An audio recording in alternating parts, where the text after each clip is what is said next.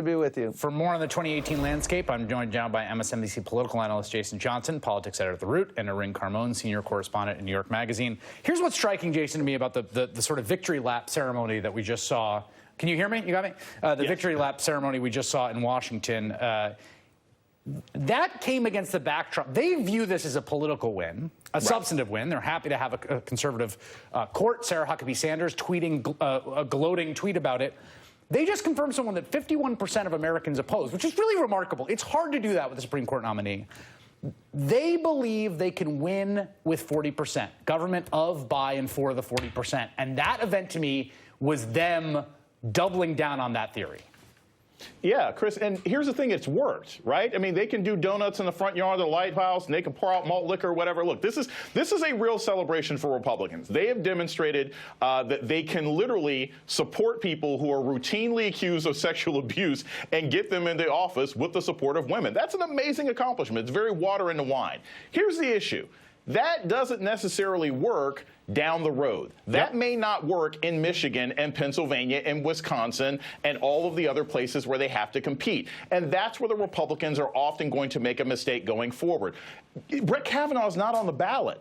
Okay, Brett Kavanaugh is not on the ballot in Tennessee. Brett Kavanaugh is not on the ballot in Florida. So the longer that they spend time crowing over a victory in the Supreme Court, which has long-term consequences, the less time they're realizing that you have to be on the ground, knocking on doors in order to win the elections. And as of yet, none of the local statewide polls in Arizona or Texas or anywhere else have shown a change since the Kavanaugh hearings. There's also this remarkable structural thing happening. We've got a gender gap that's bigger than it's essentially ever been in polling. I mean, it's hitting now 30% in the wake of this. And a kind of doubling down on the politics of white male grievance at a time when that's a shrinking pool of votes that they think they can maximize to keep eking out victories. I think the key here will be, what will white college-educated women do? Right? So, do they take this as an affront? Yes. And that is the strategy that Hillary Clinton unsuccessfully tried. She counted on those votes, and she did not get enough of them. She did, but the polls that came out this morning did show that there was a huge... Now, we know that there is always this racial gap among women, that you can count on women of color to vote for Democrats, to believe the woman in these stories.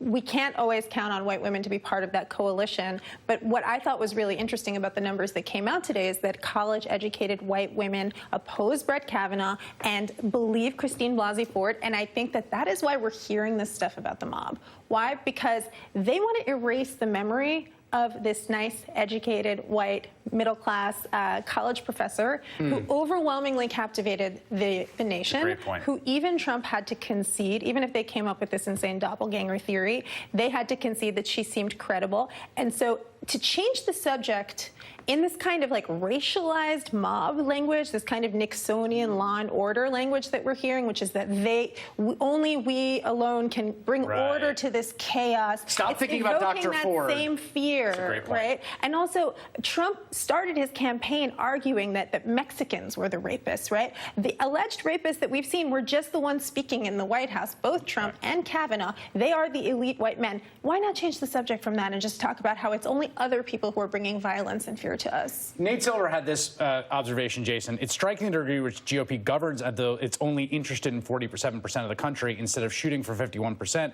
in which case these structural advantages could allow it to have supermajorities in Congress, the structural advantages being gerrymandering and the Senate. And they're also banking on this enthusiasm gap they relied on midterm after midterm, and the existential question for the majority coalition in opposition is whether that materializes on Election Day. Right. At this point, Chris, it does not appear that that's the case. And here's where those structural things really become important. Michigan, Pennsylvania, Wisconsin, Minnesota. If all of these states get Democratic governors, and that's what it looks like right now, we're not even talking about Florida yet, then that means you don't have the same voter suppression in 2020. You don't have people being purged from the voter rolls like they're doing in Georgia right now, right before an election. So structurally, on-the-ground campaigns could end up having a huge impact. And again, this is the thing about enthusiasm. Look at the Eagles, right? They win last year, and now they're screwing up. They're 2-3, right? Victory doesn't make you more enthusiastic. strategic. It tends to make you lazy, right? Losing is what keeps people motivated. So I think Democrats are going to stay motivated from this loss more than Republicans are. And there's an interesting symmetry. I remember watching the Tea Party unfold in 2009, 2010, and it was loud and it was angry and it was screaming at politicians in their faces. I mean, that was the whole thing then, right? Apparently that was the righteous kind of anger. That was the righteous kind of anger as opposed to the mob kind of anger. But that also portended something. I mean, that said something about where the electorate was. It said something that people that were reporting on that anecdotally were like, the Democrats are headed for a bad election, being around that, because that anger does transfer into something politically and meaningful. It may well. I mean, I think Trump said the same thing about his own rallies, and some of his people did turn out. It is possible. I think nobody knows what the electorate is going to be composed of. But I think it's really interesting to see, for example, we skipped over it so fast that only one Democrat voted for Kavanaugh, including extremely vulnerable Democrats. Now, Heidi Heitkamp, for example, won really narrowly in 2012, but she is now doubling down. Ever since I wrote about her, my Facebook feed has been full of ads from her saying, you know, I'm going to lose because I stood up for sexual assault survivors. You know, she's giving interviews about how her mother was a survivor. I think that the strategy for Democrats here is going to be, we're not going to be Republicans light. Right? We're going to stand up for sexual assault survivors. We're going to stand up for the people in our coalition.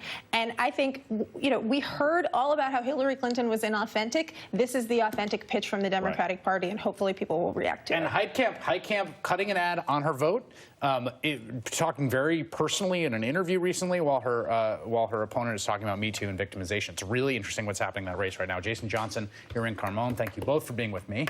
Thank you. Ahead,